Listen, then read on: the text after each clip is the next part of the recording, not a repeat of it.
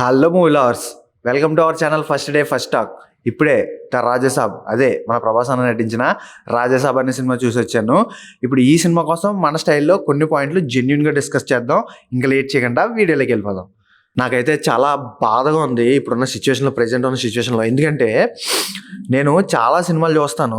ఈ సినిమాలు అన్నింటిలో కూడా కొంచెం బాగాలేని సినిమాలకి బాగాలేదు, ఇది నెగిటివ్గా ఉందని చెప్పడానికి కూడా నాకు మనసు ఒప్పుకోదు. ఎందుకంటే సినిమా అనేది చాలా కష్టపడి తీస్తారు.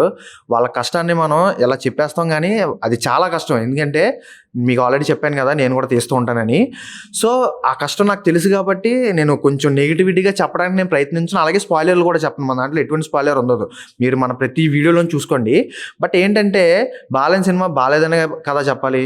యాజ్ ఏ ప్రభాస్ అన్న ఫ్యాన్గా ఈ రాజాసాబ్ అనే సినిమా గురించి నాకు చెప్పడానికి ఈ రివ్యూ నాకు అసలు మనసు రావట్లేదు. బట్ ఉన్నది ఉన్నట్టే మాట్లాడుకోవాలి కాబట్టి సో ఇక రివ్యూ స్టార్ట్ చేద్దాం.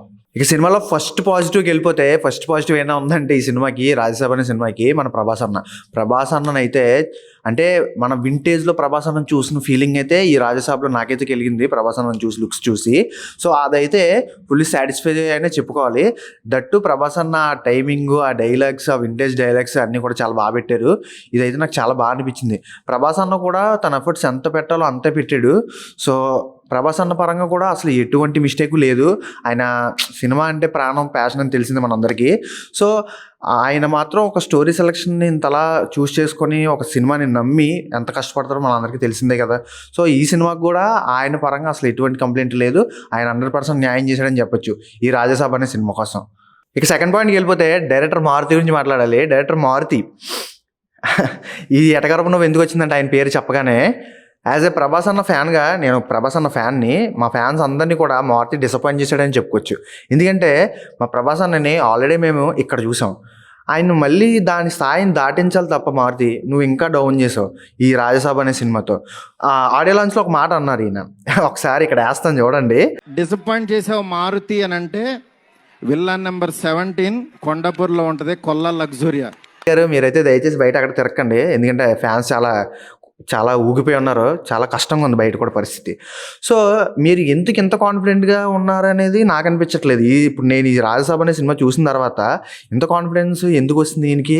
ఓకే, మీరు 3 years కష్టపడ్డారు, ఒక స్క్రిప్ట్ రాసుకున్నారు, చాలా హార్డ్ వర్క్ చేశారు, నేను కాదనట్లేదు. విఎఫ్ఎక్స్ అయితే చాలా బాగున్నాయి, ఆ విషయంలో కూడా ఎక్సలెంట్. బట్ ఎంత విఎఫ్ఎక్స్ ఉన్నా ఏమున్నా కూడా కంటెంట్ అనేది చాలా ఇంపార్టెంట్ ప్రతి సినిమాకి కూడా.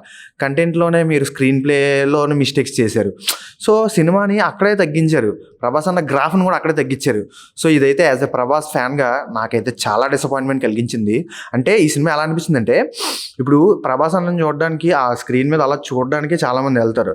మా ఫ్యాన్స్ ఏంటి, ఒక ఓవర్ హైప్తో వెళ్తాం సినిమాకి, ప్రభాస్ అన్న ఇదే అనుకొని. బట్ ఆ సినిమాలో అంత లేదు, కామ్గా చూస్తున్నారు థియేటర్లు అందరూ కూడా. ఓకే, ఆయనతో వింటేజ్లో చేసిన ఆ కామెడీ, ఆ లుక్ కూడా అంత బాగానే ఉంది, ఓకే. బట్ ప్రభాస్ అన్న అంటేనే ఒక పూనకం, ఆ పూనకమే లేదు థియేటర్లో, అండ్ సినిమాలో కూడా లేదు. సో ఇదైతే నాకు చాలా డిసప్పాయింట్మెంట్గా అనిపించింది. మారుతి గారు అయితే ఫ్యాన్స్ని చాలా డిసప్పాయింట్ చేశారు. సినిమా కూడా కొంచెం డౌన్ గ్రేడ్గానే ఉంది. ఇంకా మాట్లాడదాం. అండ్ మారుతి గారు, మీరు దయచేసి బయట తిరగకండి, ఫ్యాన్స్ అయితే ఎర్రెక్కిపోయి ఉన్నారు, జాగ్రత్తగా ఉండండి. హీరోయిన్స్ గురించి మాట్లాడాలి. Heroines Nidhi Agarwal and Malvika Mohan and Riddhi, వీళ్ళు ముగ్గురిని పెట్టాడు మళ్ళీ డైరెక్టర్. ముగ్గురులో కనీసం ఒక్కరితోనైనా లవ్ ట్రాక్ మంచిగా నడుపుంటే కొంచెం లవ్ ట్రాక్ అన్న చూసి ఇంకా ఓకే బాగుంది అనే ఫీలింగ్లోకి వెళ్దును. బట్ గ్లామర్ కోసమే ముగ్గురిని పెట్టినట్టు ఉంది, కానీ ఒక ప్రాపర్గా స్టోరీకి తగ్గట్టుగా పెట్టినట్టయితే నాకైతే అనిపించలేదు హీరోయిన్స్ని కూడా. సో అది కూడా కొంచెం డిసప్పాయింట్ చేసిందనే చెప్పాలి హీరోయిన్స్ పరంగా కూడా. అంటే గ్లామర్ వైజ్గా సాంగ్స్లో ఓకే తప్ప ఆ స్టోరీకి రిలేటెడ్గా అయితే ఉండరు హీరోయిన్స్ కూడా. ఏదో వస్తారు, ఏదో జరుగుతుంది, వెళ్ళిపోతారు, ఇదే ఉంటుంది తప్ప ప్రాపర్ లవ్ స్టోరీ కూడా లేదు మా ప్రభాసానికి. సో ఇది నాకు చాలా డిసప్పాయింట్మెంట్గా అనిపించింది. హీరోయిన్స్ కూడా కొంచెం అది డిసప్పాయింట్మెంట్గానే అనిపించింది. ఇక నెక్స్ట్ పాయింట్కి వెళ్ళిపోతే ప్రొడక్షన్ హౌస్ గురించి మాట్లాడాలి. పీపుల్ మీడియా ఫ్యాక్టరీ, వీళ్ళైతే చాలా హై బడ్జెట్ పెట్టి చాలా మంచి అవుట్పుట్ అయితే తీసుకొచ్చారు. అంటే సినిమాటోగ్రఫీ కూడా చాలా బాగుంది. మన తమనన్న మ్యూజిక్ కూడా నెక్స్ట్ లెవెల్ ఉంది. అంటే మన తమనన్న, మన రీసెంట్గా వచ్చిన అఖండ కానీ, ఓజీ కానీ ఇవన్నీ చూసుకుంటే కొద్దుతో ఉంటాడు, ఇంకా ది బాక్సులు పగిలిపోతాయి అన్న ఫీలింగ్లో ఉంటాం. కానీ ఈ రాజసాబ్ అనే సినిమాకి అంత ఓవర్గా కొట్టలేదు, చాలా నీట్గా డీసెంట్గా ప్లెయిన్ ఉంది మ్యూజిక్ కూడా అసలు ఒక్క కంప్లైంట్ లేదు నాకైతే మ్యూజిక్లో. బ్యాక్గ్రౌండ్ స్కోర్లు అయితే నెక్స్ట్ లెవెల్ ఉన్నాయి. బట్ ఎన్ని ఉంటే సుఖం ఏంటి, కంటెంట్ ఇంపార్టెంట్ కదా. సో కంటెంట్ దగ్గర మాత్రం మారుతి మిస్టేక్ ఇదంతా. సో మిగతా అన్ని కూడా రిమైనింగ్ అంతా ప్రొడక్షన్ హౌస్ కానీ, ప్రొడక్షన్ వాల్యూస్ కానీ, సినిమాటోగ్రఫీ కానీ, మ్యూజిక్ కానీ అన్నీ కూడా తోపు అంటే తోపు ఉన్నాయి, అసలు నెక్స్ట్ లెవెల్ ఉన్నాయి. బట్ చెప్పాను కదా కంటెంట్ ఈజ్ ద మేక్ హీరోలు అని చెప్పేసి. సో ఇది కూడా కొంచెం మైనస్ అని చెప్పచ్చు ఈ సినిమాకి, రాజసాబ్ అనే సినిమాకి.